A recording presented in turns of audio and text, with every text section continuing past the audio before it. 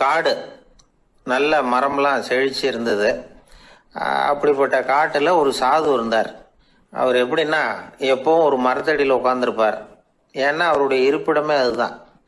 அவர் என்ன பண்ணுவார், 3 கல் வச்சிருந்தார். செங்கல் மாதிரி இருக்கும், ஆனால் அதை விட கொஞ்சம் பெருசாக இருக்கும். எதுக்கு அந்த 3 கல்லுன்னா அதுதான் அவருடைய படுக்கை. அதாவது தூங்குறப்ப ஒரு கல்லை தலைக்கு கீழே வச்சுக்குவார், இன்னொரு கல்லை இடுப்புக்கு கீழே வச்சுக்குவார், இன்னொரு கல்லை காலுக்கு கீழே வச்சுக்குவார். உடம்ப அப்படியே ஒரு தகட்டால மூடிக்குவார், அப்படியே தூங்கி போடுவார். மழை பெய்யுதுன்னு வச்சுங்க, அவர் உடம்பு 3 கல் மேலே இருக்குதா, அதனால தண்ணி அடியில் ஓடி போடும், உடம்பு நனையாது. மேலே தகடு இருக்கிறதுனால மழையும் உடம்புல படாது. அவர் தூக்கமும் கிடாது, நிம்மதியாக தூங்குவார். பகலில் அந்த 3 கல்லையும் ஒரு சேர ஒரு அடுப்பு மாதிரி வச்சு அது மேலே உட்காந்துக்குவார். அதனால் பாம்பு பூச்சி எதுவும் அவரை தொந்தரவு பண்ணுறதில்ல. அது பாட்டுக்கு நடந்து போயிடும். அவர் பாட்டுக்கு நிம்மதியாக இருப்பார். யாராவது எதையாவது கொண்டுகிட்டு கொடுத்தா அதை வாங்கி சாப்பிடுவார், அவ்வளவுதான். ஒரு நாள் அந்த நாட்டு அரசன் காட்டுக்கு வேட்டையாட வந்தான். அந்த வழியாக வந்தப்போ இந்த சாது படுத்துருக்கிறத பார்த்தான், பரிதாபப்பட்டான். ஐயோ பாவம், இவர் இப்படி இந்த கல் மேலே உடம்ப வச்சுக்கிட்டு தூங்குறாரு, என்ன பாடுபடுவார். இவரை நாம் அரண்மனைக்கு அழைச்சிட்டு போய் சுகமாக நிம்மதியாக இருக்கிறதுக்கு வழி செஞ்சு கொடுப்போம், அது ரொம்ப நல்லா இருக்கும் அப்படின்னு நினச்சான். அப்படி நினச்சிக்கிட்டே அரண்மனைக்கு வந்துட்டான். அதுக்கப்புறம் ஒரு பல்லக்கையும் 2 சேவகர்களையும் காட்டுக்கு அனுப்பி அந்த சாதுவை மெதுவாக இங்கே அழைச்சிட்டு வந்துடுவா அப்படின்னு சொல்லி அனுப்பி வச்சான். இவங்க போய் அவர்கிட்ட விவரத்தை சொன்னாங்க. எனக்கு என்னத்துக்கு அரண்மனை வாசம் அப்படின்னார். இருந்தாலும் மன்னர் உத்தரவு, நீங்கள் அவசியம் வரணும் அப்படின்னாங்க இவங்க. சரின்னு சொல்லிவிட்டு வேற வழி இல்லாமல் புறப்பட்டார். புறப்படும் பொழுது என்ன பண்ணாருன்னா, மறக்காமல் அந்த 3 கல் ஒரு தகடு அதையும் எடுத்து பல்லக்கில் வச்சுக்கிட்டார். என்னத்துக்கு இதையெல்லாம் எடுத்து வைக்கிறாரு அப்படின்னு சொல்லி அவங்க யோசனை பண்ணாங்க. இருந்தாலும் அதை பற்றி ஒன்றும் கேட்கல. பேசாமல் அவரை அழைச்சிட்டு போய் அரண்மனையில் விட்டுட்டாங்க. அரசன் ஓடி வந்தான், வரவேற்றான், அறுசுவை உணவு படைச்சான். அவர் படுக்கிறதுக்கு தங்க கட்டில், பட்டு மெத்தை, இப்படி எல்லாம் ஏற்பாடு பண்ணி வச்சான். இங்கே படுத்து ஓய்வு எடுத்துங்க அப்படின்னு சொல்லிவிட்டு அவன் பாட்டு போயிட்டான். மறுநாள் காலையில் பார்க்குறான், சாது படுத்துருக்கிறார். எப்படி தெரியுமா, அந்த பட்டு மெத்தை மேலே 3 கல்லையும் வச்சு வழக்கம் போலவே அது மேலே படுத்துருக்கிறார். அதுக்கு மேலே தகடு. அரசன் பார்த்துட்டு அதிர்ச்சி ஆயிட்டான். என்ன சுவாமி இப்படி அப்படின்னா, சாது சொன்னார், எனக்கு தேவையும் இல்லை குறையும் இல்லை, எல்லா இடத்துலையும் எனக்கு ஒரே மகிழ்ச்சி தான் அப்படின்னார். மகிழ்ச்சிங்கிறது தங்க கட்டிலேயோ பட்டு மெத்தையிலேயோ இல்லை, அது மனசில் இருக்கிற ஒரு விஷயம். உண்மையான மகிழ்ச்சிக்கு வழி மனப்பக்குவம் அப்படிங்கிறது அந்த அரசனுக்கு புரிஞ்சுதான். இந்த காலத்தில் ஒரு சாமியார், அவரை தேடி ஒரு சீடன் வந்தான். என்னாச்சு தெரியுமா, சுவாமி எனக்கு நிம்மதி வேணும், அதுக்கு என்ன வழின்னு கேட்டான். சாமியார் நிமிர்ந்து பார்த்தார். அப்புறம் சொன்னார், நீ ஏகப்பட்ட பேர்கிட்ட கடன் வாங்கியிருக்கிற, அதையெல்லாம் திருப்பி கொடுத்தாதான் உனக்கு நிம்மதி கிடைக்கும்னார். இவனுக்கு ஆச்சரியம். அது எப்படி சாமி, அவ்வளவு கரெக்டாக நான் கடன் வாங்கினதை கண்டுபிடிச்சிங்க அப்படின்னா, உனக்கு கடன் கொடுத்து சாமியாராக போனதே நான் தான்ப்பா, அதனால தான் இந்த கதிக்கு வந்தேன். என்கிட்டயே நிம்மதிக்கு வழி கேட்குறிய, அதுதான்டா வேதனை அப்படின்னாராம் அவர். தீக்குச்சி தீப்பெட்டியை பார்த்து கேட்டுதான், நாம் 2 பேரும் தானே உரசிக்கிறோம், ஆனால் நான் மட்டும் தீப்பிடிச்சி எரிஞ்சு போகிறேன், நீ அப்படியே இருக்கிறிய அப்படின்னு தான்.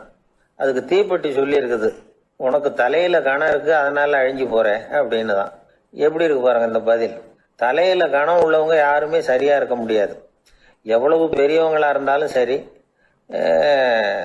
ரொம்ப கஷ்டம்தான் அது. கர்வம்ங்கிறது கூடவே கூடாது. இதை விளக்கறதுக்கு மகான் ஒருத்தர் ஒரு சம்பவத்தை சொல்றார். அர்ஜுனன் தீர்த்த யாத்திரை பண்ணானா, அப்போ தென்னிந்தியாவுக்கு வந்திருக்கிறான். ராமேஸ்வரத்துக்கு போனப்போ அங்க இலங்கைக்கு கல்லுலாம் அடுக்கி போடப்பட்டிருந்த பாலத்தை பார்த்தானா. ஒரு சின்ன குரங்கு அதுக்கு பக்கத்துல விளையாடிட்டு இருந்திருக்கு. அதை பார்த்துட்டு அர்ஜுனன் சிரிச்சிருக்கான். ஏன் சிரிக்கிறேன்னு கேட்டிருக்கு அந்த குரங்கு. ராமன் மிகச்சிறந்த வில் வீரன், அப்படி இருக்கிறப்போ அவன் இலங்கைக்கு அம்புகளாலேயே ஒரு பாலம் கட்டியிருக்கலாம். அதை விட்டுட்டு போயும் உன்ன மாதிரி குரங்குகளை துணையா வச்சுக்கிட்டு இப்படி ஒரு கருங்கல் பாலத்தை கட்டியிருக்கிறானே அப்படின்னு. ஆனா அம்புகளால பாலம் கட்ட முடியுமா அப்படின்னு கேட்டுதான் குரங்கு. ஏன் முடியாது, என்னால முடியுமேன்னு இருக்கான் அர்ஜுனன். அம்பால பாலம் கட்டலாம், இருந்தாலும் என்ன மாதிரி குரங்குகள் ஏறி நடந்தா அது தாங்குமா? அதனாலதான் ராமர் கருங்கல் பாலமே கட்டினார் அப்படின்னு குரங்கு சொல்லிச்சான். அப்படியே சொல்ற, நான் வேணும்னா இப்ப அம்புகளாலேயே ஒரு பாலத்தை கட்டுறேன், நீ அது மேல ஏறி நடந்து பார். பாலம் விழுந்துட்டுதுன்னா நான் தீ மூட்டி அதுல குதிச்சு உயிர் தியாகம் பண்ணி விடுறேன் அப்படின்னு நான் ரொம்ப கோபமா. உடனே அந்த சின்ன குரங்கு பெரிய உருவம் எடுத்துட்டுதான். கையில கதையோட அர்ஜுனன் முன்னாடி நிக்கிறான் அனுமன். பார்த்தா, என்னுடைய தலைவர் ராமரையா இழிவா பேசுற, நீ இப்போ பாலம் கட்டு, நான் என்னுடைய பலத்தை காட்டுறேன் அப்படின்னு அனுமன். அர்ஜுனன் தன்னுடைய காண்டிபத்தை எடுக்கிறான், சரமாரியா அம்புகளை விடுறான். அதெல்லாம் ஒன்னோட ஒண்ணு கோத்துக்கிட்டு அப்படியே பாலம் மாதிரி நிக்குது. அர்ஜுனன் தலை நிமிர்ந்து நின்னான். அனுமன் உயர கிளம்பி அங்கிருந்து பாலத்துல பொத்துன்னு இறங்கினான். பாலம் அப்படியே நொறுங்கி போச்சு தூள் தூளா. என்ன அர்ஜுனா, இப்ப என்ன செய்ய போற அப்படின்னு நான் ஏளனமா. அர்ஜுனன் தலையை தொங்க போட்டுக்கிட்டான். சொன்னபடி தீ மூட்டி அதுல குதிக்கிறதுக்காக 3 தடவை சுத்தி வந்தான். அப்போ கிருஷ்ணர் அங்க வந்தார். என்ன அர்ஜுனா, என்ன நடக்குது, என்ன இது அப்படின்னு ஒன்னும் தெரியாத மாதிரி கேட்டார். அர்ஜுனன் வாயை திறக்கிறதுக்கு முன்னாடி அனுமன் வாயை திறந்தான், நடந்ததை சொன்னான். அர்ஜுனன் சவால் விட்டபடி உயிர் திறந்தே ஆகணும்னு அனுமன். கிருஷ்ணர் யோசனை பண்ணார். நல்லது, இந்த சவால் விட்டதுக்கும் நடந்ததுக்கும் யார் சாட்சி? பெரிய ஒருத்தரை சாட்சியா வச்சுக்கிட்டல்லவா நீங்க இந்த போட்டியை நடத்தி இருக்கணும் அப்படின்னார். அதனால என்ன, இப்ப மறுபடியும் அந்த போட்டியை நடத்தி விட்டா போச்சு, என்னால் அந்த அம்பு பாலத்தை நொறுக்க முடியாதா அப்படின்னு அனுமன். சரி, இப்ப மறுபடியும் அது நடக்கட்டும்னார் கிருஷ்ணர். அர்ஜுனன் அம்பு பாலம் அமைச்சான். அனுமன் ஏறி குதிச்சான். பாலம் அசைஞ்சு கொடுக்கவே இல்லை, அவ்வளவு உறுதியா இருக்கு. இப்ப அனுமன் தலையை குனிஞ்சுக்கிட்டான். அர்ஜுனன் நன்றியோட நிமிர்ந்து பார்த்தான். கிருஷ்ணருடைய தோள்கள்லையும் முதுகள்லையும் ரத்தம்.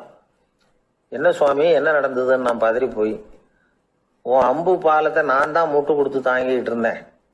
அனுமன் குதிச்சப்போ என் மேல ஏற்பட்ட காயங்கள் இவை. பின்ன உன்னுடைய அம்பு பலத்தினாலியா பாலம் நின்னுதுன்னு நினைக்கிற அப்படின்னாராம். முதல்ல அர்ஜுனன் அப்புறம் அனுமன் 2 பேருக்குமே கர்வ பங்கம் ஆயிட்டுதான். அதாவது அவங்க கிட்ட இருந்த கர்வம் போயிட்டுது. யாரா இருந்தாலும் கர்வம் கூடாதுங்கிறத இதுல இருந்து நாம புரிஞ்சுக்கணும். இந்த காலத்துல நாமெல்லாம் எந்த விஷயத்துக்கெல்லாம் கர்வப்பட்டு இருக்கோம் தெரியுமா? 2 பெண்கள் தங்களுடைய கணவன்மார்களை பத்தி ரொம்ப பெருமையா பேசிக்கிட்டாங்களாம். அதுல ஒரு அம்மா சொல்லியிருக்கு, என் வீட்டுக்காரர்கிட்ட எந்த சப்ஜெக்ட் கொடுத்தாலும் சரி அந்த விஷயத்த பத்தி அழகா 1 மணி நேரம் பேசுவார் அப்படின்னாங்களாம். உடனே இன்னொரு அம்மா, அது என்ன பிரமாதம், என் வீட்டுக்காரருக்கு சப்ஜெக்டே தேவையில்லை, விஷயமே இல்லாம நாள் பூரா பேசிக்கிட்டு இருப்பார் அப்படின்னாங்க. என்னை விட யோக்கியம் இந்த உலகத்துல வேற யாரும் இல்லை சார் அப்படின்னார் ஒருத்தர். அவரை விட அயோக்கியன் வேற யாரும் இருக்க முடியாதுங்கிற முடிவுக்கு கேட்டவங்க வந்துட்டாங்களாம். மனுஷனுக்கு இருக்கிற ஒரு மிகப்பெரிய குறையே தன்கிட்ட இருக்கிற குறை அவனுக்கு தெரியாம போறதுதான். ஆனா அடுத்தவங்க கிட்ட இருக்கிற குறை அவனுக்கு தெளிவா தெரிஞ்சிடும். ஒரு ஒட்டகம் ஒரு கொக்கை பார்த்து ஒரு கேள்வி கேட்டுதான். என்ன கேள்வி தெரியுமா? உன் கழுத்து ஏன் இப்படி வளைஞ்சு போயிருக்குது அப்படின்னு கேட்டிருக்கு. இதுக்கு உடம்பே வளைச்சல். இது போய் கொக்கை கிண்டல் பண்ணுது. இன்னைக்கு மனித சுபாவமும் கிட்டத்தட்ட இப்படித்தான் இருக்குது. இந்த உலகத்துல குறையில்லாத மனிதர்கள் யாரும் கிடையாது, நாம உள்பட அப்படிங்கிறத முதல்ல நாம நல்லா புரிஞ்சுக்கணும். ஒரு ஊர்ல ஒரு விற்பனை நிலையம் இருந்தது. செல்ல பிராணிகளை விற்பனை செய்யற நிலையம் அது. நாய், கிளி, பூனை இப்படி நிறைய வச்சு விற்பனை பண்ணிட்டு இருக்கிறாங்க. நாய்க்குட்டி விற்பனை செய்யற பகுதியில ஒரு சிறுவன் நின்றுகிட்டு இருந்தான். விற்பனை செய்யற ஆளுகிட்ட விலை கேட்டுக்கிட்டு இருந்தான். அதோ இருக்குதே அந்த நாய்க்குட்டி என்ன விலை அப்படின்னு கேட்டானா. 1000 ரூபா அப்படின்னாராம். சரி, அது வேணாம், இது என்ன விலைன்னு இருக்கான். 500 ரூபா அப்படின்னாராம். இந்த சின்ன பையன் கையில வச்சிருந்தது வெறும் 50 ரூபா தான். அதனால இதை விட குறைச்சலா கிடைக்குமான்னு பார்த்துருக்கான். அந்த கடையில ஒரு மூலையில சரியா கவனிக்கப்படாம ஒரு நாய்க்குட்டி படுத்து கிடந்தது. பாவமா கத்திக்கிட்டு இருந்தது. அதை பார்த்ததுமே இவனுக்கு அது ரொம்ப பிடிச்சி போச்சு. உடனே அந்த கடைக்காரரை பார்த்து, அதுவும் அந்த மூலையில படுத்து கிடக்குதே அந்த நாய்க்குட்டி என்ன விலை அப்படின்னு கேட்டிருக்கான். தம்பி, அது ஒரு கால் ஊனம், அதனால அது உன்னோட குதிச்சு விளையாடவோ ஓடுறதோ அதால முடியாத காரியம் அப்படின்னு இருக்காரு அவர். அது தெரிஞ்சுதாங்க கேட்குறேன், அதோட விலை என்ன அதை மட்டும் சொல்லுங்களேன் அப்படின்னு இருக்கான். தம்பி, இது கால் ஊனம் உள்ள ஒரு நாய். இதை போய் காசு கொடுத்து வாங்கறதுக்கு யாராவது பிரியப்படுவாங்களா? இதை நான் உனக்கு இலவசமாவே தர்றேன், எடுத்துட்டு போ அப்படின்னாராம். இதை கேட்டதும் அந்த சிறுவனுக்கு கோவம் வந்துட்டு தான். நீங்க ஒன்றும் சும்மா கொடுக்க வேணாம், இந்தாங்க 50 ரூபா, இதை வச்சுக்கிட்டு நாய்க்குட்டியை கொடுங்க அப்படின்னு இருக்கான். அவருக்கு ஒன்றும் புரியல, ஆச்சரியமா இருந்தது. சரின்னு பணத்தை வாங்கிட்டு நாய்க்குட்டியை தூக்கி கொடுத்தார். அந்த சிறுவன் அந்த நாய்க்குட்டியை 2 கையாலையும் வாங்கினா, மார்போட பிரியமா சேர்த்து அணைச்சிக்கிட்டான். தெருவில் இறங்கி நடக்கிறான். அப்படி நடக்கும் பொழுதுதான் பாக்குறார், கடைக்காரர் ஆச்சரியமா அவனை பாக்குறாரு. அப்பதான் அவருக்கு ஒரு விஷயம் புரியுது. அந்த சிறுவன் தெருவில் நாய்க்குட்டியை மார்போட அணைச்சிக்கிட்டு விந்தி விந்தி நடந்து போய்கிட்டு இருக்கிறான். ஆமா, அவனுக்கும் ஒரு கால் ஊனம். இந்த நாய்க்குட்டியை யாருமே வாங்க மாட்டாங்கன்னு நினச்சிக்கிட்டு இருந்தார். குறையுள்ள அதுக்கும் ஒரு எஜமானன் கிடைச்சுட்டான். அதனால ஊனம் ஒரு குறை இல்லை அப்படிங்கிற உண்மையை அந்த கடைக்காரர் புரிஞ்சுக்கிட்டாராம். நம்மால் ஒருத்தர் கொஞ்சம் வயசானவர், எழுந்திரிச்சு சரியா நடக்க முடியாது, சாய்வு நாற்காலியிலேயே எப்பவும் உட்காந்துருப்பார். அவரு தனக்கு துணையா ஒரு நாயை பக்கத்துல வச்சிருந்தார். அதுவும் ரொம்ப வயசான ஒரு நாய், எழுந்திரிக்கவே சிரமப்படும், நடக்கவும் முடியாது. அவர் பக்கத்திலேயே இதுவும் சோர்ந்து போய் படுத்து கிடக்கும். அந்த பெரியவரை பார்க்க வந்த ஒருத்தர் கேட்டார், ஏங்க, ஒரு சின்ன பையனை உங்களுக்கு துணையா வச்சுக்க கூடாதா? இந்த நாயை உங்களுக்கு பாதுகாப்பா வச்சிருக்கிறீங்களே, உங்களுக்கு ஒரு ஆபத்துன்னா இது எப்படி உங்களுக்கு உதவ முடியும் அப்படின்னார். அப்ப அவரு சொன்னாராம், எனக்கு ஒரு ஆபத்துன்னா அந்த சமயத்துல இந்த நாய் என்னை தனியா விட்டுட்டு ஓடி போயிடாம இருக்கணும்ல, அதுக்காகத்தான் இதை நான் வச்சிருக்கிறேன் அப்படின்னு. ஒரு ஊர்ல ஒரு பெரிய ஞானி இருந்தார். அவர் படுக்கையில இருந்தார். இன்னும் கொஞ்ச நேரம்தான் அவர் இந்த உலகத்துல இருக்க போறார். அவரை சுத்தி ஏகப்பட்ட கூட்டம். ஏற்கனவே அவருடைய உபதேசங்களை கேட்டவங்க பல பேர் வந்து அவரை சுத்தி நிக்கிறாங்க. அந்த ஞானி மெதுவா கண்ணை திறந்து பாக்குறார். எல்லாரும் அவருடைய கடைசி வார்த்தையை கேட்கறதுக்காக அவளோட காத்துக்கிட்டு இருக்கிறாங்க. அந்த ஞானி மெதுவா பேச ஆரம்பிச்சார். நான் என்னுடைய வாழ்நாள் பூராவும் உங்களுக்கு நிறைய போதனைகள் சொல்லிக்கிட்டு இருக்கிறேன். பேரானந்தம், மகிழ்ச்சி, தியானத்தன்மை, இதை பத்தி எல்லாம் சொல்லியிருக்கிறேன். இப்ப நான் வேற ஒரு கரைக்கு போய்கிட்டு இருக்கிறேன். நான் இனிமே இந்த கரையில இருக்க மாட்டேன். நீங்க நான் சொன்னதையெல்லாம் கேட்டீங்க, ஆனா எதையும் நீங்க வந்து நடைமுறைப்படுத்தி பார்க்கல. எல்லாம் கேட்டதோட சரி, அதோட விட்டுட்டீங்க. அப்புறம் அதை தள்ளி போட்டுக்கிட்டே வந்துட்டீங்க. மேலும் அதை தள்ளி போடுறதுல எந்த பிரயோஜனமும் கிடையாது. இப்ப நான் போய்கிட்டு இருக்கிறேன். உங்கள யாராவது என்னோட வர்றதுக்கு தயாரா அப்படின்னு கேட்டார். அவ்வளவுதான். யாரும் வாய திறக்கல. ஒரே மௌனம், சத்தமே இல்லை.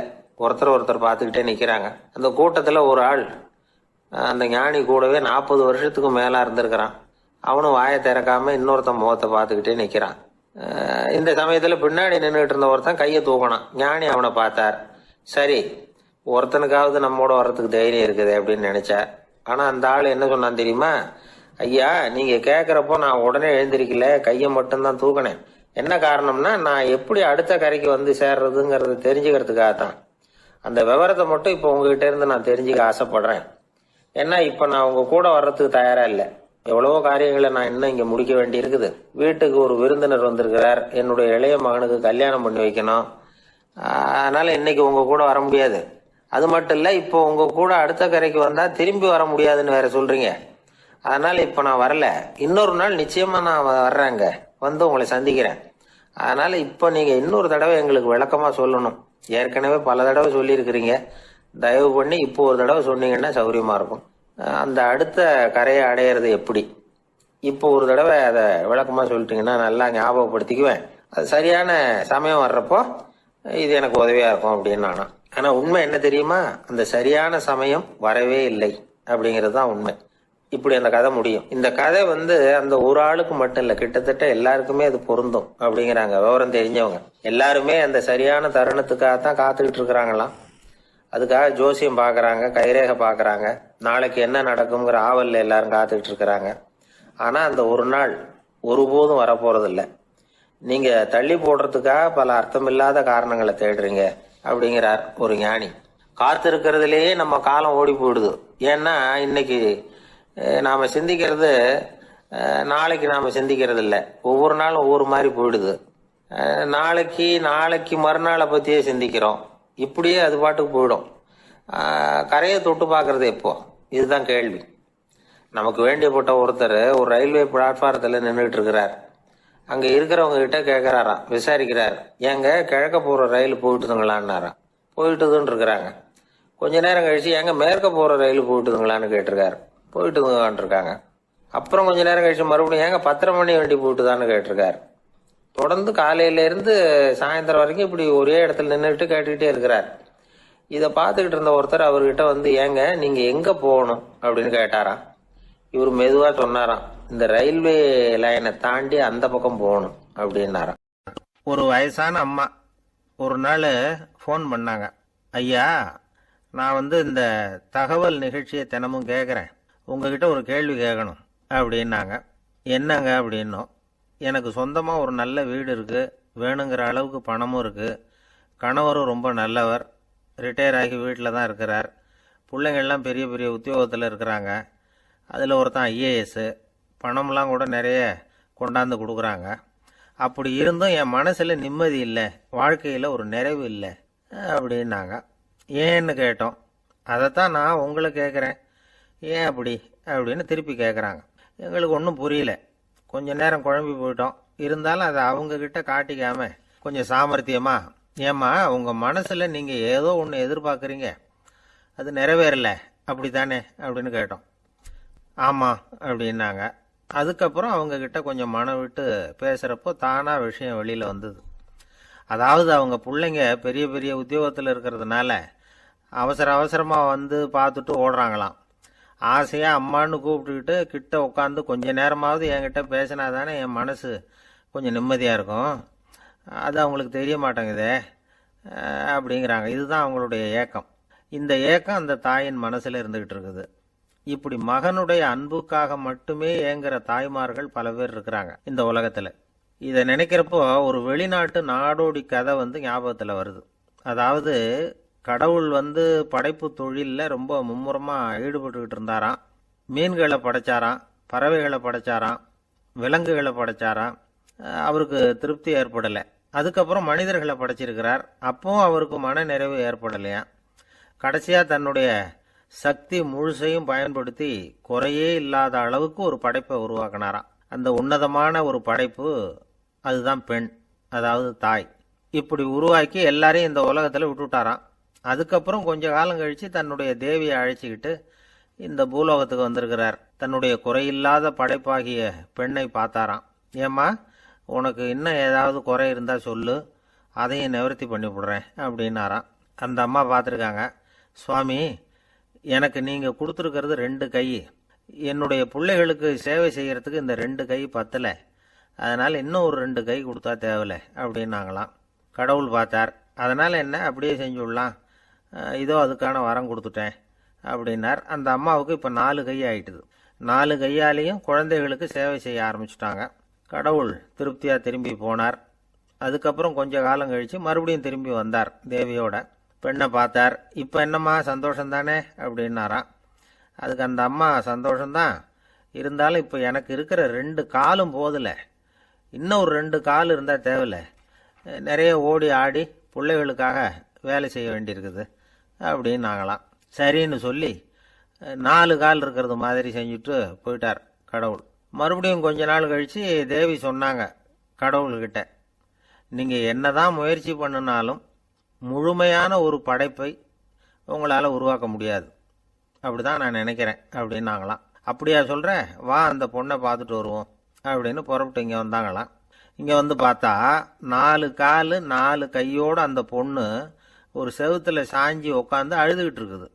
இப்போ தேவி அந்த பொண்ணை சுட்டி காட்டி கடவுள்கிட்ட கேட்டாங்களாம், ஏங்க நீங்கள் அந்த பொண்ணுக்கு கையை கொடுத்தீங்க, காலை கொடுத்தீங்க, சரி, அந்த கண்ணீரையும் எதுக்காக கொடுத்தீங்க அப்படின்னு கேட்டாங்களாம். அதுக்கு கடவுள் சொன்னாராம், கையை கொடுத்தது நான் தான், காலை கொடுத்தது நான் தான், ஆனால் அந்த கண்ணீரை கொடுத்தது நான் இல்லை, அதை கொடுத்தது அந்த அம்மாவோட பிள்ளைங்க அப்படின்னாராம். இன்றைக்கும் அப்படித்தான் பல பிள்ளைங்க அவங்க அம்மாவுக்கு கண்ணீரை தான் கொடுத்துக்கிட்டு இருக்கிறாங்க.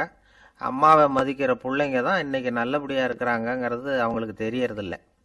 இந்த காலத்து பிள்ளையாண்டான் ஒருத்தன் அவங்க அம்மா கிட்டேயும் நல்ல பிள்ளையா நடந்துக்குவான், மனைவிகிட்டையும் நல்ல கணவனாக நடந்துக்குவான், ரொம்ப சாமர்த்தியம். ஒரு நாள் அவங்ககிட்ட கேட்டாங்க, ஏன்பா உங்கள் அம்மாவும் உன் மனைவியும் சண்டை போட்டுக்கிட்டா நீ எந்த பக்கம் அப்படின்னாங்களாம். வீட்டுக்கு வெளிப்பக்கம் அப்படின்னானான் அவன். நம்பிக்கை இல்லைன்னா இந்த உலகத்தில் நாம் நடமாடவே முடியாது. அவநம்பிக்கையோடு இருந்துக்கிட்டு இருந்தா என்னைக்கும் அவஸ்தை தான். நாம் நம்புறது நடக்குதோ இல்லையோ அது வேற விஷயம். ஆனால் எதையும் நம்பி தான் நாம் அடி வைக்க வேண்டியிருக்கு. வேற ஒன்றும் வேணாம், ஒரு லாட்ரி சீட்டு வாங்குறோம், அது எங்கே நமக்கு விழப்போகுது அப்படிங்கிற அவநம்பிக்கையோடவா வாங்குறோம். பரிசு நமக்கு தான் அப்படிங்கிற நம்பிக்கை உள்ளூர இருக்கிறதுனால தான் அதை வாங்குறோம். இருந்தாலும் முடிவு வேற மாதிரி ஆயிடுது. அதுக்காக மனசு சோர்ந்து போறதில்ல, அடுத்த மாசமும் சீட்டு வாங்குறோம். இந்த நம்பிக்கை தான் மனித வாழ்க்கைக்கு ஆதாரம்.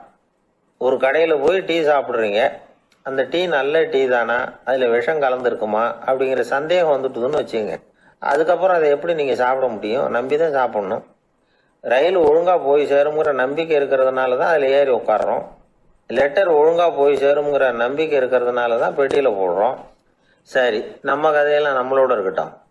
மனித நம்பிக்கை எந்த அளவுக்கு உறுதியாகவும் அறிவுபூர்வமாகவும் இருக்கணுங்கிறதுக்கு அலெக்சாண்டர் வாழ்க்கையில நடந்த ஒரு சம்பவத்தை உதாரணமா சொல்லலாம். இந்த உலகத்தையே ஜெயிக்கணும்னு புறப்பட்டார் அலெக்சாண்டர். ஒரு கட்டத்துல அவர் சிட்னஸ் நதி கரைக்கு வந்து சேர்ந்தார். அந்த சமயத்துல அவருக்கு கடுமையான நோய் வந்துட்டுது. அவர் கூடவே வந்திருந்த கிரேக்க வைத்தியர்கள் என்னென்னமோ முயற்சியெல்லாம் பண்ணி பார்த்தாங்க. இருந்தாலும் அலெக்சாண்டருக்கு வந்திருக்கிறது என்ன நோய்ங்கிறத அவங்களால கண்டுபிடிக்க முடியல. ஏன்னா அந்த பகுதியில் உள்ளவங்களுக்கு மட்டுமே அதிகமாக வரக்கூடிய ஒரு வினோதமான நோயா இருந்தது அது. ஆனா அவர் இருக்கிற இடம் எதிரியோட இடம், பாரசீக மன்னனோட ஆளுகைக்கு உட்பட்ட இடம். என்ன பண்றது அப்படின்னு எல்லாரும் யோசனை பண்ணாங்க. பாரசீக மன்னனோட அரண்மனையில் இருக்கிற வைத்தியர் வந்தா இந்த நோயை குணப்படுத்தி விடுவார் அப்படின்னு சொன்னாங்க. இருந்தாலும் எதிரியோட நாட்டில் இருக்கிற வைத்தியரை கூப்பிட்டு எப்படி நம்பி வைத்தியம் பார்க்க சொல்றது அப்படின்னு சொல்லி எல்லாரும் தயங்கினாங்க. ஆனா அலெக்சாண்டர் தயங்கல. பரவாயில்ல, அழைச்சிட்டு வாங்கன்னு விட்டார். உடனே அவரை போய் அழைச்சிட்டு வந்துட்டாங்க. அவர் வந்தாரு. அலெக்சாண்டர் உடம்ப பரிசோதனை பண்ணி பார்த்தார். சரி, இதை குணப்படுத்தி விடலாம், பயப்பட வேண்டியது இல்லை. ஆனா இதுக்கு ஒரு மூலிகை ரசம் தயார் பண்ணி கொடுக்கணும். நான் போய் அதை தயார் பண்ணிட்டு 2 நாள்ல திரும்பி வந்துடுறேன் அப்படின்னு சொல்லிவிட்டு போனார் அந்த வைத்தியர். அதே மாதிரி 2 நாள்ல திரும்பி வந்தார் மூலிகை ரசத்தோட. இதுக்கு இடையில அலெக்சாண்டரோட தளபதிகள்ல ஒருத்தர் ரகசியமா ஒரு எச்சரிக்கை கடிதம் கொடுத்து அனுப்பியிருக்கிறான். அதை வாங்கி என்ன விஷயம்னு பார்த்தார். இப்போ உங்ககிட்ட வந்திருக்கிற எதிரி நாட்டு வைத்தியரை நம்பாதீங்க, அவன் கொண்டுகிட்டு வந்திருக்கிற மூலிகை ரசத்துல விஷம் கலந்துருக்குது அப்படின்னு அதுல எழுதியிருக்கு. அதை பார்த்தார் அலெக்சாண்டர். இருந்தாலும் கொஞ்சம் கூட அலட்டிக்கல. வைத்தியர் கொடுத்த மருந்தை வாங்கி கடகடன்னு குடிச்சுட்டார்.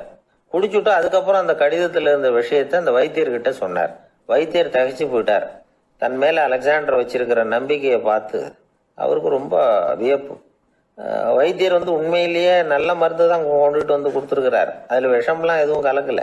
அதுக்கப்புறம் அலெக்சாண்டர் அந்த வைத்தியரை பார்த்து சொன்னாராம், நம்பிக்கைங்கிற அச்சாணியை ஆதாரமா வச்சுக்கிட்டு தான் இந்த உலகம் சுத்திக்கிட்டு இருக்குது. எனக்கு எதிரியா இருந்தாலும் பாரசீக மன்னர் ரொம்ப பெரியவர். அப்பேற்பட்ட மன்னருடைய அரண்மனை வைத்தியர் தொழில் நேர்மை இல்லாதவரா இருக்க முடியாது, இருக்க மாட்டார். அப்படி இருந்தா அவரை அரண்மனை வைத்தியரா வச்சிருக்கவே மாட்டாங்க அப்படின்னு நம்பினேன். என்னுடைய நம்பிக்கை வீண் போகல அப்படின்னாராம். இதுதான் மானுட நம்பிக்கைங்கிறது. இந்த காலத்திலயும் இது மாதிரி இந்த மானுட நம்பிக்கையை ரொம்பவும் சாமர்த்தியமா கையாளுகிற கெட்டிக்காரங்க சில பேர் இருக்கிறாங்க. ஒரு இந்த காலத்து குரு, அவருக்கு ஒரு சிஷ்யன்.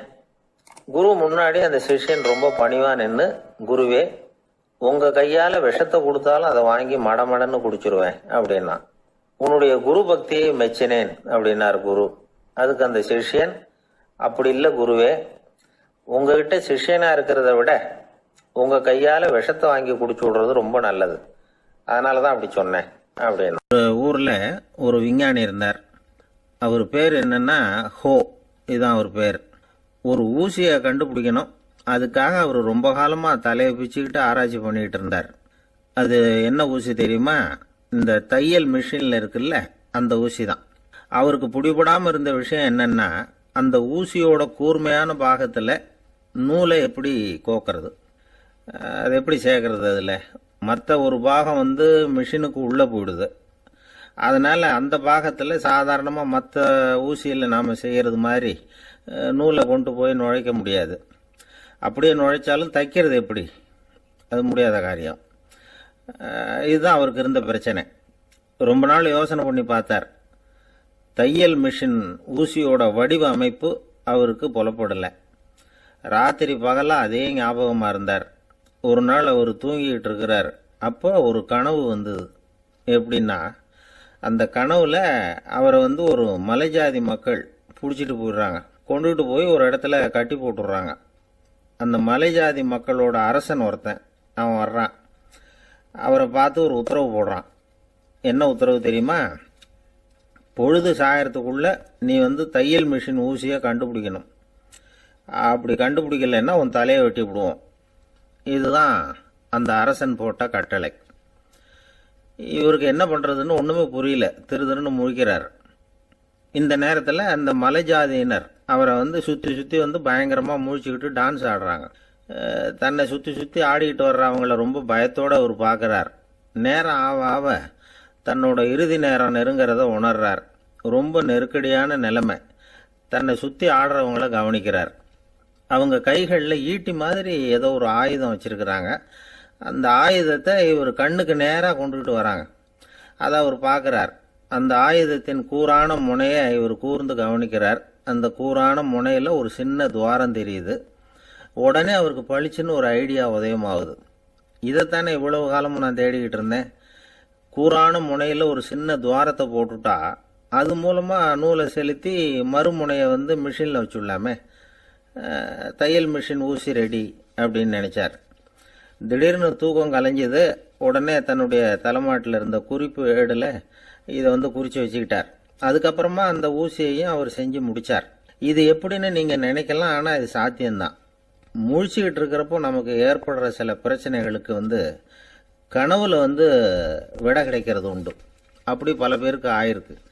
உங்களையும் பல பேருக்கு இது மாதிரி அனுபவம் ஏற்பட்டிருக்கலாம். எந்த ஒரு செயலை பற்றி நினைக்கிறப்போவும் அந்த செயல் நம்ம நினைவில் ஒரு நல்ல வடிவம் பெறுது. ஒரு செயல் திட்டத்தை எந்த அளவுக்கு நாம் நல்லா யோசனை செஞ்சு திட்டம் போடுறோமோ அந்த அளவுக்கு அதை சுலபமாக செஞ்சு முடிக்க முடியும். அந்த விஞ்ஞானி நினைச்ச காரியம் அவர் எண்ணம் பூராவும் ஆக்கிரமிச்சது. அதனால் அவர் நினைச்சது கனவுல உருவாகி அதுக்கு செயல் வடிவம் கிடைச்சிட்டுது. மனிதனோட உள் மனசுக்கு அவ்வளவு ஆற்றல் உண்டு அப்படின்னு சொல்கிறாங்க. தூக்கத்தை ஆக்கபூர்வமாக உபயோகப்படுத்துறது எப்படி அப்படிங்கிறத பற்றியெல்லாம் இப்போ நிறைய ஆராய்ச்சி பண்ணுறாங்களாம். பயிற்சியெல்லாம் வேற கொடுக்குறாங்களாம். அதனால் தூக்கத்தை பற்றி லேசாக நினச்சிடாதீங்க. நமக்கு வேண்டியப்பட்ட ஒருத்தர், அவருக்கு தூக்கத்தில் நடக்கிற வியாதி, அதுக்காக மருந்து சாப்பிட்டுக்கிட்டு இருந்தார். ஒரு நாள் அவரை பார்த்து கேட்டோம், ஏங்க உங்கள் தூக்கத்தில் நடக்கிற வியாதிக்கு மருந்து சாப்பிட்டீங்களே, ஏதாவது முன்னேற்றம், ஏதாவது இம்ப்ரூவ்மெண்ட் தெரியுதா அப்படின்னு கேட்டோம். தெரியுதுன்னார். எப்படின்னோம்? அதுக்கு அவர் சொல்கிறார், முன்னாடியெல்லாம் தூக்கத்தில் ஒரு 10 அடி தூரம் நடப்பேன், இப்போலாம் ஒரு 40 அடி வரைக்கும் நடக்கிறேன் அப்படின்னார். எனக்கு ஒரு நண்பர், அவர் ஒரு வழக்கறிஞர். ஒரு நாள் அவர்கிட்ட பேசிக்கிட்டு இருந்தேன். அப்போ கேட்டேன், ஏன் சார் நீங்கள்லாம் கோர்ட்டில் வாதாடுறப்போ கருப்பு நிற அங்கி அணியிறீங்களே, அதுக்கு என்ன காரணம்? சட்டத்துக்கும் கருப்பு கலருக்கும் என்ன சம்பந்தம் அப்படின்னு கேட்டேன். அது ஒரு சுவாரஸ்யமான கதைன்னார் அவர். சொல்லுங்களேன் அப்படின்னு அவர் சொன்னார். கிபி 1694 வருஷத்தில் இங்கிலாந்து அரசி 2வது மேரிங்கிறவர் இறந்து போனார். அந்த ராணியோட கணவர் 3ஆம் வில்லியம், அவரு ஒரு உத்தரவு போட்டாராம். அரசியோட மறைவுக்கு அனுதாபம் தெரிவிக்கிற வகையில் வழக்குரைஞர்கள் எல்லாரும் கருப்பு நிற அங்கி அணியணும் அப்படின்னு. அன்னைக்கு ஆரம்பித்த அந்த பழக்கம் அதுக்கப்புறம் மாறவே இல்லையாம். இன்னைக்கும் தொடருது. வழக்குரைஞர்கள்லாம் முதல்ல கருப்பு அங்கி மட்டும்தான் அணிஞ்சாங்களாம். அதில் ஒரு சின்ன சங்கடம், ஏற்கனவே உடம்பு கருப்பாக இருக்கிறவங்க அதுக்கு மேலே கருப்பு ட்ரெஸ் வேற போட்டுக்கிட்டா முகம் பளிச்சுன்னு தெரியாது இல்லையா? அதனால் முகம் பளிச்சுன்னு தெரியறதுக்காக அவங்கெல்லாம் வெள்ளை நிற பட்டி அணிய ஆரம்பித்தாங்களாம். இப்படி தான் இங்கிலாந்தில் அந்த பழக்கம் ஆரம்பமாயிருக்குது. அந்த சமயத்தில் இந்தியாவை ஆண்டது பிரிட்டிஷ்காரங்க தானே, அதனால் இங்கேயும் அந்த பழக்கம் அப்படி நடைமுறைக்கு வந்துட்டுது. அதே மாதிரி சர்ச்சிலின் மூதாதையரான மார்ல்பரோ பிரபுவின் ஞாபகார்த்தமாக நீதிபதிகள் இந்த வெள்ளை குள்ளாய் அணிகிற முறை பழக்கத்துக்கு வந்துதான். இதுதான் என்னுடைய நண்பர் சொன்ன தகவல். இங்கிலாந்தில் நீதிமன்றம்ங்கிறது ரொம்ப மதிப்புள்ளது. அந்த அளவுக்கு சட்டத்துக்கு அங்கே மரியாதை. அங்கே நடந்த ஒரு சுவாரஸ்யமான நிகழ்ச்சியை ஒரு சகோதரி எழுதி அனுப்பியிருந்தாங்க. அவங்க அப்பா நீதித்துறையை சேர்ந்தவரான். அவர் சொன்னதான் இது. அவங்க எழுதி அனுப்பியிருந்த விஷயம் என்னென்னா, அங்கே ஒரு கேஸில் ஒரு முக்கியமான தீர்ப்பு வழங்க வேண்டியிருக்குது. ஜட்ஜு, பாரட்லா படித்த பெரிய பெரிய வக்கீல்கள், ஜூரி எல்லாருமா கூடி அந்த கேஸை பற்றி விவாதிக்கணும். சுமாராக 40 பேர். இதுக்காக கோர்ட்டு ஹாலில் விசேஷ சேம்பரில் நுழையிறதுக்கு முன்னாடி அவங்கெல்லாம் தங்களுடைய கோட்டு தொப்பி எல்லாத்தையும் கழட்டி அங்கே நின்றுக்கிட்டு இருந்த ஒரு அட்டெண்டர்கிட்ட கொடுத்துட்டு உள்ளே போனாங்க. அந்த ஆள் படிக்காதவர். அவர் ஒவ்வொருத்தர் கொடுக்கறதையும் வாங்கி அங்கே அப்படியே ஒரு இடத்துல அடுக்கி வைக்கிறார். அப்படியே வாங்கி உள்ளே வச்சுக்கிட்டு இருக்கிறார் ஒவ்வொரு இடத்துல. அது அவரோட வேலை. உள்ளே போன ஜட்ஜி, வக்கீல், ஜூரி எல்லாரும் ரொம்ப நேரமாக அந்த கேஸை பற்றி விவாதிக்கிறாங்க. ஒரு நாள் பூரா ஆயிட்டுது. அவ்வளவு தீவிரமாக அக்கு வேறு ஆணி வேறையா பிச்சு உதறி இருக்கிறாங்க. ஒரு வழியா 13 மணி நேரம் கழிச்சு வெளியில வந்திருக்கிறாங்க. ஒவ்வொருத்தரா வர வர அந்த அட்டெண்டரும் அவங்கவுங்க கோட்டு தொப்பிய அவங்க கிட்ட எடுத்து ரொம்ப மரியாதையா திருப்பி கொடுத்துக்கிட்டு இருக்கிறார். கடைசியா ஜட்ஜ்மெண்ட்லாம் எழுதி முடிச்சுட்டு ரொம்ப திருப்தியோடவும் களைப்போடவும் வெளியில வந்துகிட்டு இருக்கிறாராம். இந்த ஆள் அவருடைய மேல் கோட்டையும் தொப்பியையும் எடுத்து அவர்கிட்ட ரொம்ப மரியாதையோட நீட்டினாராம். ஜட்ஜுக்கு ரொம்ப ஆச்சரியம். இந்த ஆள் எப்படி இவ்வளவு பேரோட கோட்டு தொப்பி எல்லாத்தையும் ஞாபகம் பேசாம திருப்பி கொடுக்குறார் அப்படிங்கிறது அவருக்கு ஆச்சரியம். அதனால அவர் அந்த ஆளை பார்த்து கேட்டாராம், ஏப்பா இந்த கோட்டை கொடுக்குறியே இது என்னோடது தானா, என்னோடது தான் உனக்கு எப்படி தெரியும் அப்படின்னாராம். இதுக்கு அந்த பியூனு ரொம்ப பதவிசா பதில் சொன்னாராம், ஐயா இந்த கோட்டு ஹேட்டை உங்ககிட்ட வாங்கி மாட்டினேன், இப்ப திரும்ப உங்ககிட்ட தரணும், தந்துட்டேன், இதுதான் என்னோட வேலை, மற்றபடி இது உங்களோடதா இல்லையா அப்படிங்கறதெல்லாம் எனக்கு தெரியாதுங்க அப்படின்னார். ஒரு குரு இளம் சீடர்கள் எதிரில் உட்கார்ந்து இருக்கிறாங்க. குரு பாடம் நடத்திக்கிட்டு இருக்கிறார். சீடர்களுக்கு ஒரு ஆசை, அதாவது ஒரு முக்கியமான மந்திரத்தை நம்ம குருநாதர்கிட்ட இருந்து கத்துக்கணும் அப்படிங்கிறது அவங்க ஆசை. அது என்ன மந்திரம்னா, இறந்தவரை உயிர்ப்பிக்க கூடிய புனித மந்திரம், அதாவது செத்தவங்களுக்கு மீண்டும் உயிர் உண்டாக்குகிற மந்திரம். குருவே தயவு பண்ணி அந்த மந்திரத்தை எங்களுக்கு உபதேசிக்கணும் அப்படின்னு கேட்டாங்க. அது ரொம்ப ஆபத்தானது, அது என்னத்துக்கு உங்களுக்கு வேண்டாமேன்னாராம் குரு. எங்களுடைய நம்பிக்கை உறுதிப்படுறதுக்காகத்தான் கேட்கிறோம், வேற ஒன்றும் இல்லை அப்படின்னாங்களாம் சீடர்கள். பக்குவப்படாத அறிவுங்கிறது ரொம்ப ஆபத்தானது அப்படின்னாராம் குரு. இது சீடர்களுக்கு புரியல. அது எப்படிங்க பக்குவப்படாத அறிவு ஆபத்தானதுன்னு சொல்றீங்க, அப்படின்னா என்ன அப்படின்னு கேட்டிருக்காங்க சீடர்கள். குரு அதுக்கு விளக்கம் கொடுத்தாராம். அந்த மந்திரத்தை எப்போ பயன்படுத்தணுங்கிறது முக்கியம், அதை அறியக்கூடிய ஞானம் ஏற்படுகிற வரைக்கும் அதை தெரிஞ்சுக்காம இருக்கிறது தான் நல்லது, இல்லைன்னா ஆபத்துன்னாராம். ஆனா இந்த சீடர்கள் அதை கேட்கற மாதிரி இல்லை, ரொம்ப பிடிவாதம் பண்ண ஆரம்பிச்சுட்டாங்க. சரி வாங்க சொல்றேன்னாரு குரு. எல்லாரும் வந்தாங்க. அந்த புனித மந்திரத்தை அவங்களுக்கு ரகசியமா உபதேசம் பண்ணார். உபதேசம் பண்ணிவிட்டு அவங்களுக்கு எச்சரிக்கையும் கொடுத்தார். இந்த மந்திரத்தை நல்லா ஆராய்ச்சி பார்த்ததுக்கு அப்புறம் தான் உச்சரிக்கணும், அவசரப்பட்டு எதுவும் செஞ்சிடக்கூடாது அப்படின்னு ஒரு தடவைக்கு பல தடவை எச்சரிக்கை கொடுத்தார். சரின்னு சொல்லிவிட்டு அவங்க எல்லாம் மந்திரத்தை கத்துக்கிட்டு எழுந்திரிச்சு போயிட்டாங்க. ஒரு நாள் அந்த சீடர்கள் எல்லாம் மணற்பாங்கான இடத்துல அப்படியே நடந்து போயிட்டு இருக்கிறாங்க. ஒரு பாலைவன பகுதி மாதிரி ஒரு இடம். அங்க ஒரு இடத்துல எலும்புகள் குவியலா கிடந்தது. உடனே இந்த சீடர்கள் முன்ன பின்ன யோசிக்காம தியானமும் பண்ணாம அந்த மந்திரத்தோட பயனை சோதிச்சு பார்க்கணும் அப்படின்னு நினைச்சுக்கிட்டு அந்த மந்திரத்தை உச்சரிக்க ஆரம்பிச்சிட்டாங்க. அவ்வளவுதான். உடனே என்னாச்சு தெரியுமா, அந்த எலும்புகள் எல்லாம் ஓநாய்களா மாறி அவங்கள துரத்த ஆரம்பிச்சுட்டுது. சீடர்கள் எல்லாம் தலைதெறிக்க ஓட ஆரம்பிச்சுட்டாங்க. ஓநாய்களும் விடல, அவங்கள துரத்தி பிடிச்சி கடிச்சு கொதற ஆரம்பிச்சுட்டுது. அப்பதான் அந்த சீடர்களுக்கு குரு சொன்ன அறிவுரையோட அர்த்தம் புரிஞ்சுது. பக்குவப்படாத அறிவு ஆபத்தானது அப்படிங்கிறது.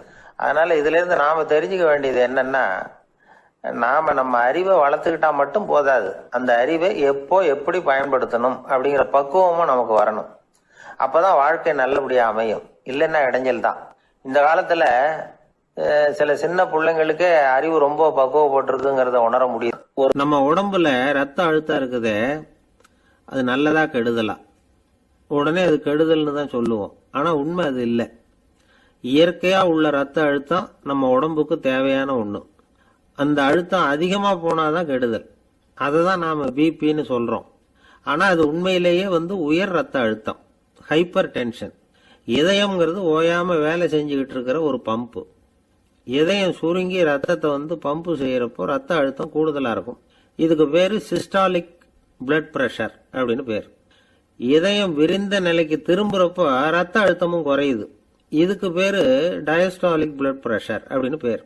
இப்படி இது மாறி மாறி இருக்கும். இந்த பிபி 140 90 இப்படின்லாம் சொல்றாங்கல்ல, இதுதான். சீரா இருக்க வேண்டிய ரத்த அழுத்தம் ஒரு அளவுக்கு மேல அதிகரிச்சுட்டா ஆபத்து ஆரம்பம்னு அர்த்தம். சரி, இந்த உயர் ரத்த அழுத்தம் உண்டாகிறதுக்கு என்ன காரணம்? இதனாலதான் இது வருதுன்னு ஒரு காரணத்தை குறிப்பிட்டு சொல்ல முடியாது. ஆனா வம்சாவளி காரணம், ரொம்ப டென்ஷனான சூழ்நிலையில வேலை செய்யறது, உடம்பு குண்டா இருக்கிறது, இதெல்லாம் இந்த ஹை பிபிக்கு துணை செய்யுது அப்படி தான் எடுத்துக்க வேண்டியிருக்குது. இது கிருமியினால் ஏற்படுற வியாதி இல்லை, உடம்புல ஏற்படுற ஒரு பழுது, அவ்வளவுதான். இப்போ 40 வயசுக்கு மேலே தான் பொதுவாக இது பாதிக்கும். அதெல்லாம் சரி, ஒருத்தருக்கு உயர் ரத்த அழுத்தம் இருக்குது, அதை கட்டுப்படுத்துறதுக்கு வழி ஏதாவது உண்டா அப்படின்னா உண்டு. மருந்து கொடுத்தும் சரி பண்ணலாம்.